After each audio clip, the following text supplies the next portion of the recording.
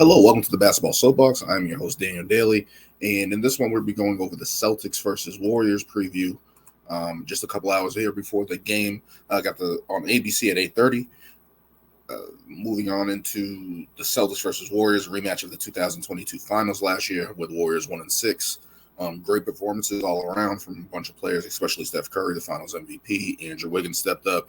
Jaylen Brown showed what he can do. The Celtics fell short. Just like they were the more inexperienced team. But in the case of these two teams this year, it looks like they're going two completely different directions. The Celtics extent on the offensive end in terms of being one of the best offenses in history in terms of offensive rating. They're first in the offense, and over the start of the season, their defense wasn't there, and that was one of the main concerns without Robert Williams being there. But over the last couple games, of course, maybe it's due to competition and just blowouts and things of the end nature, their defense has creeped up to 12th in the league so far. And as the Warriors, we're seeing that they're fourth in the offense, and now they're 26th in defense, which is not their calling card. The Warriors usually are a good defensive team, one of the best defensive teams, but now their defense is so on the other end of the spectrum that they can't catch up, even though their offense is still one of the best in the league. It's very telling. You can see in their performances, and just it's not the same Warriors team that we've seen before in the past couple of years, where you see the depth. You see the firepower that they usually have, and that mainly held up mainly due to their defense. But a defensive rating at 26 in the league is just not going to cut it in today's game. But let's get into the two direction of these teams, and it has with Jason Tatum and Jaylen Brown. I can't say enough to the start of the season that they have had, especially after last year's finals performance where they turned over the ball a lot and everyone was unsure and everybody was like, what the hell's going on? People were saying that they got lucky in the playoffs, of course, with Chris Middleton being out, the Brooklyn situation, Miami's lack of depth there, and everyone was questioning, hey, maybe this was a fluke and all this other stuff, and they beat a bunch of teams, and teams were injured and all this other stuff. They have put all those questions to bed, I think, so far to start the season. We're only a little bit more over the quarter way of the season. We're into the second quarter now. And the way these guys are playing, where people have questioned if they can play together in the past, and then last year they were like, hey, maybe these guys aren't on that level yet. They have come out, both of these guys can be all NBA first team the way they're playing. I think Donovan Mitchell's a little bit better right now than Jaylen Brown in terms of points and production, but you can't tell me that he's not capable of being all NBA first team at guard. And Jason Tatum clearly right now is the best forward in the game, I think, by far, with the way he's playing. These two guys are playing tremendously, and people always get into this thing of Tatum and Brown and who's better and whose team is it. It doesn't matter. It's their team. That's clear right now. We can stop all that bullshit. They're a duo. They're a tandem. One of the best duos in the league, point-wise history. I think Russell Westbrook and Shaq and Kobe are in that realm. I think they're at 56 points a game or something like that. But this season already, they have 16 30-point games together. That's crazy. And I think that's like third in league history or something like that for a season so far. And it's just like to think that these two guys who were kind of always Jekyll and Hyde in terms of one guy shows up, the other doesn't, or if they both show up, they both have poor shooting nights or turnovers. All that has been put to bed so far in the season with these two guys, how they're playing, with especially attacking and finishing at the rim. Just a whole total Celtics package in this. In terms of just attacking the basket, in terms of getting easy buckets, which I've been preaching for the past couple of years. We don't get easy baskets. As good as our defense was, we didn't get in transition enough. We didn't push the pace and take advantage of those little situations that we created, honestly. So I think it's a little bit more basketball awareness, a little bit more IQ. And for these guys to lead the charge like that, night-to-night basis, getting 30 points a game, hey, we're a 1-2 punch. And they're being aggressive. We saw it in the game the other night against Phoenix. They were attacking Devin Booker easily, and it was an easy 25 for both of those guys against Phoenix. And they're the best team in the West. And maybe there's a little bit more of a correlation there. Suns were integrating Chris Paul. Cam Johnson's still out. They're trying to figure out what to do with Jay Crowder. They're in a little misc of shambles of their own, but the Celtics have just been dominant. And it starts with their shooting. I can't say enough about their shooting, but especially with these two guys, the way they are leading the charge, getting to the line. These guys are even rebounding at a high level. Where that was also a concern with Robert Williams being out, Al Horford being in and out, especially on this Popovich program in terms of getting rest and stuff like that. And just to see these guys just night to night want it. Like they're not afraid. Like Jason Tatum, I think he only had, like as I said, he only had like one bad game against Miami the other last week. So to see him, these two guys just dominate and really be dominant is just something that Celtics fans that have been impatient with, have been waiting to see. It's here now. And these guys are the leaders of this team, and they're the leader of the league right now at 21-5. And to see these guys just do that is just, it's awesome to see. These guys were drafted here. Guys signed extensions. They've been through trials and tribulations, and it looks like the Celtics are on the trajectory to get to the finals again. And it starts with these two guys more than enough. Moving on to the Warriors side of things, let's just start with Steph Curry. Steph Curry had 30 points a game, 7 assists a game, nearly 7 rebounds, 50, 40, 90 splits at 35 minutes a game. At 34 years old, this guy is still playing at a high level. And that's been the question so far for the Warriors. But just to stay on Curry for a moment, how great is Steph Curry? You know, everyone's kind of questioned his greatness because he didn't have the Finals MVP. He finally gets the Finals MVP. That's off his back. And it's kind of similar. I know people are going to kind of catch heat for this. When LeBron won in 2012, the monkey was finally off his back.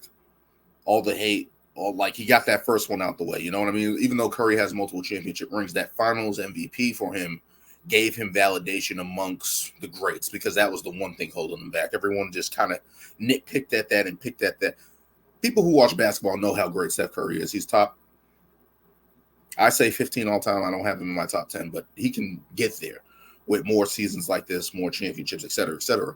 But people were always questioning that, nitpicking at that, of Steph Curry, who has been a league MVP, unanimous MVP of the league, got to multiple finals, is the engine, is the motor, is the heart of the, well, people say Draymond Green, but you know what I mean? Like, he's the leader of that team. And to see him come out, especially, I compared it to LeBron in 2012, and then came back in the 2013 season where it was like he's playing freely. That monkey's off his back. He's still playing at a high level. And the Warriors are everyone's kind of worried about them wasting it and wasting his performances so far at the start of the season. And there are some alarming signs like the depth and stuff like that. But Steph Curry is playing at, I didn't put him in my MVP ranking because just the record that the Warriors have. Of course, he's going to creep up there as the Warriors get better over the course of the season. That's not going to be a question. So you're going to see him there probably in the second quarter, third quarter, MVP in my list. He is that special. And I don't think we appreciate Steph Curry enough as his greatness in terms of shooting and what he's done to the game. And people say for good or for bad or whatever the case may be, I think he's made the game better in a certain sense. Just from the standpoint that you're never out of a game. You can always get back. 3-point shooting allows others to create, allows others to stay on the floor in terms of what they can do in terms of shooting. He's phenomenal, and he's still playing at a great high level today at 34 years old. You know, where we usually see guys break down. LeBron's kind of the anomaly in the league right now. We've seen Melo, we've seen Dwight Howard, we've seen all these other greats, Chris Bosh, Dwayne Wade, all these guys as they gotten older, especially of that 2000 class, that 2000 draft class range. As they got older, they started to slow down. And the anomaly has been LeBron. You can add Steph Curry to that list. I guess Kevin Durant, but, you know, the injuries are kind of hurting him a little bit. But Steph Curry, a guy that was injury prone early in his career with ankle injuries and stuff like that. And to see the durability of him, to see him continue to play at a high level is very special. Very special. But moving on into tonight's games, injuries. Unfortunately, that's been happening around the league all the time, and it's prevented a couple matchups. Earlier in the year, we didn't get Luka versus Joker. Earlier in the year, we didn't get Zion versus Ja. This is not quite on that level, but these are two guys that played big time in the NBA Finals. Al Horford out with COVID protocols, and Andrew Wiggins with that groin injury. We saw with Al Horford finally getting to the finals last year. It was kind of like a triumphant moment for him. A guy that's always been revered around the league in terms of being a teammate, how he plays, how he is, has his demeanor, his locker room presence, all the stuff that people laughed at or said he wasn't a leader or anything like that. He finally got on the team and finally contributed to a team getting to the finals. And to see his play, he got rewarded with a 2-year, $20 million contract from the Celtics extension, taking him to 39 years of age, which basically means he's going to retire as a Celtic or possibly be concluded in a trade or whatever the case would be, right off to the sunset. Whatever the case with that, Al Horford, just plays the right way. Like you can't really say a bad thing about Al Horford. Like if you need him to rebound, he steps up at times. He plays great defense on switches in this day and age where big should not switch on guards, in my opinion. Um, he has just been the consummate professional, and he's out. Unfortunately, this game probably they don't really need him right now, or especially with the way the Celtics are playing. But moving on the other side of the ball, Andrew Wiggins, um, arguably an All-Star again this year. I have Jeremy Grant a little bit ahead of him. Um, but in terms of what this guy did last year in the playoffs, I was an Andrew Wiggins fan early on. Got disappointed when he was in Minnesota. Saw him in Golden State and thought he wasn't meeting expectations. And then last year, finally the balloons and finally everything clicks for him, especially in the series against the Celtics where he played tremendous defense and was doing helping, basically being the second guy to Steph Curry and getting that scoring punch, kind of like Pascal Siakam in the NBA Finals for the Raptors with Kawhi Leonard. Just another guy that stepped up and played really well. So to see Andrew Wiggins be out, a guy that was vital to the Warriors win last year, their team last year, and even this year, keeping them afloat with Steph Curry, he's been their second best player this year, no question to me. And to see him out is just unfortunate because that's going to bring up, I think, Anthony Lamb and Dante DiVincenzo and all these guys that weren't a part of that picture last year are now thrusted in there. So these young guys are going to be thrusted in there. These guys that don't have the experience are going to be thrusted in there. And especially with the Celtics playing red hot, you want to see these guys be at full strength. Unfortunately, even with Robert Williams being out, Al Horford still being there, and Andrew Wiggins being in this game would have mattered, would have been awesome. So to see them not in it, that's terrible. And this game is still going to be good in my opinion, but it's just like I want to see these guys at kind of full strength and see these guys playing at full tilt. And moving on, and I just think that's why the Warriors actually have been resting guys this week, the past couple weeks. I think they missed a couple games there where Steve Kerr just sat them all down, the starters, and had the other guys go in, the young guys go in. So I think they're really were focused on this game during the week, and they were like, hey, let's be ready for Boston. Let's be ready for Boston. We know all the other shit that's been going on this season, but let's be ready for Boston and be ready for that game. Moving into the X factors of this game. Can the Celtics shooting and bench continue to thrive? That is something that has been the calling card of the Celtics. They're first in the league in three-point makes, first in three-point percentage. I think they're first in field goal, free throw percentage as well. They don't get there a lot, but they're making their shots from every portion of the court. And that's really been the change of the Celtics this season. All these guys that can really shoot. Marcus Smart's able to knock it down, even though he's streaky. Malcolm Brogdon, Peyton Pritchard. You can go down the line. Luke Cornett, Sam Hauser, who has been a revelation this year, and that moves on into the bench as well. All these guys. Malcolm Brogdon has been a revelation for the Celtics, especially last year where their backcourt was a question, especially exposed in the finals and things of that nature of guys that can just come in the bench. You can play with the first unit, the second unit, provide defense. And when you switch, if they play Smart and Brogdon together or Smart and Brogdon and Derek White, Brown, Tatum, whatever the case may be, you get a switch. There's no advantage there now on the perimeter as even it was last year with Peyton Pritchard where people were attacking him when he got in the game. And that was really a stress point for the Celtics to address. And he has been the biggest addition of the offseason to me. Moving on to Derek White, I say this all the time. Last year, he was kind of scared to shoot, especially in the finals and stuff like that, and just wasn't ready. That doesn't mean that he didn't play well last year. He provided a plus for the Celtics, no question. But you can see the shooting ability that just wasn't there, and that was a question mark of people even trading for him. Like he was a streaky shooter. And this year, he's completely turned that around, knocking down shots, getting to the basket, getting to the line even a little bit. So to see that happen and see his progression as well, and even that small increment, is just awesome to see as well. Grant Williams, I thought the Celtics should have signed him, and I thought that was a missed opportunity for the Celtics because people say he's undersized and people say that he's annoying or whatever the case may be. A guy that can spread the floor is so valuable, especially at the 4 spot, that can switch. Like this is like you want a guy that can shoot 3 and play some defense, be able to switch, be versatile. He's strong, he's sturdy. In the post, when guys go up against him, he might not be able to guard Joel Embiid and stuff like that. But in terms of these 4s out here, he can hang with them. He can switch on the perimeter. He can move his feet. He's an irritant. All these things, but his shooting ability. And now even last season, I saw a little bit of it. Like he's able to get to the basket, able to create one step off the dribble off those spot ups. Now he's getting all the way to the basket. Now he's making plays after the spot up. Like if it's not there, I can make another play and dish it or get to the basket. He's adding to his game. And I thought that was just a missed opportunity for the Celtics, where I think this guy can possibly command $20 million this year. And it's not far fetched because teams need that. Teams need somebody that can spot up and shoot as effectively as he can, as we saw in the Phoenix game where I think he went 6 for 6 and 2 for 2 for 3. But that efficiency from that guy to do that and to see the growth in his game, that's something that's going to be valuable for a long time. And I thought the Celtics missed the opportunity there. Peyton Pritchard, who basically everyone questioned, hey, he lost the spot now. What is he going to do? And how is he going to fit in? He has been able to fit in. And whether his future is here with the Celtics or not, he has been able to be an energy guy, provide energy and score. He added to his game. He's not just a spot-up shooter. He can create off the dribble. He can pass. He can be a hustle guy. He's not going to be attacked on defense. There's a little bit more pride in his defense this year, in limited minutes even. But he's going to try to make an impact. You keep moving on. Sam Hauser, who people were questioning, who the hell is this guy? Why is he so important to the Celtics? He's showing it out there. He's shooting the ball really well and holding up on defense. So he's not an advantage, and people can't constantly take advantage of him either. But he's able to shoot. I feel like he doesn't miss. He shoots a very high percentage. It really contributes. I think he is averaging like 7 points a game, but just in those limited minutes, he's able to produce and provide spot-up shooting and be a shooter for the Boston Celtics. Luke Cornett. Everyone just jokes about that, and then we had a discussion if it works or not. I'm like, hey, that shit works.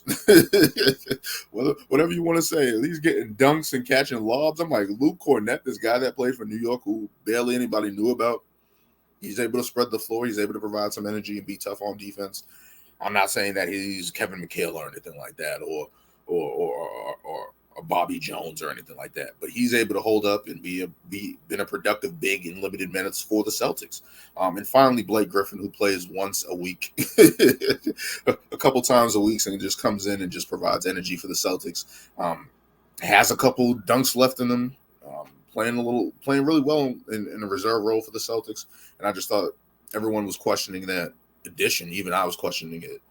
But to see it pan out and see him be able to produce in limited minutes and help this team stay afloat, especially on the front of the court, with Robert Williams being out, Horford being out, Noah Vonleh trying to find his way there. But Blake Griffin has been able to provide some good minutes for us, and I think that's been a very, very big plus for the Celtics, is that when they go to the bench, they have stability there, where in the past, that was always a question. You always wondered how the bench was going to hold up.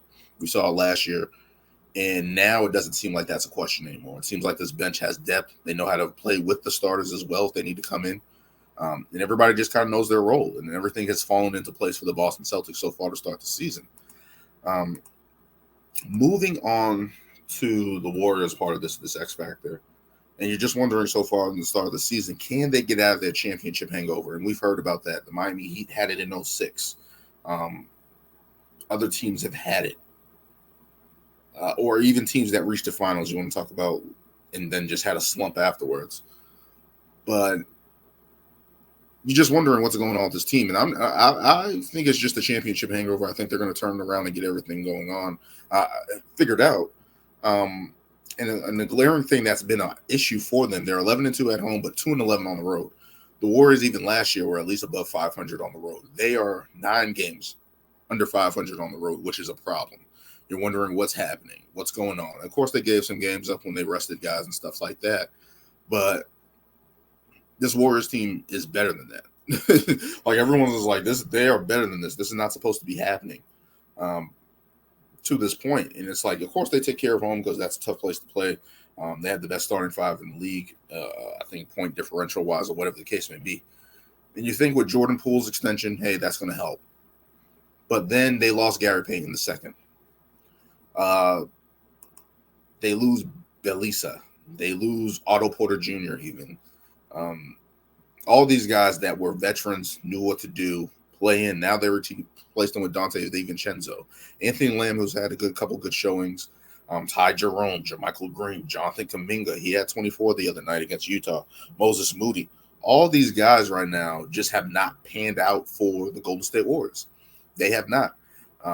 And they're trying to find their way. They're playing minutes. They're plug and play. They're trying to figure it out there. And they just haven't been able to do it. Dante DiVincenzo came off an injury last year. He's coming in trying to find his way into this team. Anthony Lamb, who's been okay they actually have to rely on Anthony Lamb. And Ty Jerome was a good point guard. Jermichael Green, who has been bounced around the league, they're trying to depend on him. These are not the guys that you think of, like Andre Iguodala, who in the past, or Leonardo Barbosa, Andrew Bogut. All these other guys that came through the Warriors' infrastructure and produced. Now they have to depend on an uncertainty. And that's been something that they haven't been able to deal with this year so far. And that's been a pain point. Jameis Wiseman has been sent down to the G League, and people have said that he hasn't looked good down there. So it's just like it's a continuing question for the Warriors. And you're kind of looking like that John Travolta in Pulp Fiction, and it's just like this thing that has never been a question mark for the Warriors is bench production and productivity throughout their infrastructure, their years together. And now you're looking towards, do they need to move somebody? Can they flip Wiseman? Wiseman's in the G League. His value has sunk. Is our team's going to take a flyer on him to give up a player, maybe get off a contract or whatever the case may be? I think he makes about $10 million a year. So you start looking around. There's Kelly Olynyk. People have been flirting out. They're trying to figure out Miles Turner, if that can figure out. I don't think they're going to trade Miles Turner to Indiana at this point. But you're just looking at this bench production. It's not used to what we're seeing from the Golden State Warriors. We're used to seeing guys come in and be productive, especially guys that provided such stability. Sean Livingston. They don't have that type of guy, a backup point guard on the team right now that can take off the load. Damian Lee even left there and went to Phoenix. So that stability there, those guys that were in the infrastructure, the guys that you can rely on, aren't there right now. They're really kind of depending on Jonathan Kuminga, Moses Moody, Dante DiVincenzo, who they signed in the offseason, and see if they can find any relevance with James Wiseman. Those are the things that the Warriors have question marks of, and people are like, hey, we should try to trade. They need to make a trade. Something's missing from this team. And it's clearly glaring, especially how great they are with Steph Curry on the floor. And then when he's off the floor, it's like the worst plus minus, like I think it's negative 15 or something when he's off the court. And you're just wondering what direction this team is going. I think the Warriors will be better as the season goes on. I think they're going to try to put it together. But to see them struggle like this and just everyone's kind of worried. I think it's a championship hangover. I think they will find their stride just because Steph Curry's at the helm. Draymond Green's a prideful guy. Klay Thompson's trying to find his way as well. Jordan Poole's got to get better, a little bit more efficient from the field. And they're trying to put together this championship Rubik's Cube that has a couple pieces out of the way right now. And we'll see if they can do it. But who wins tonight?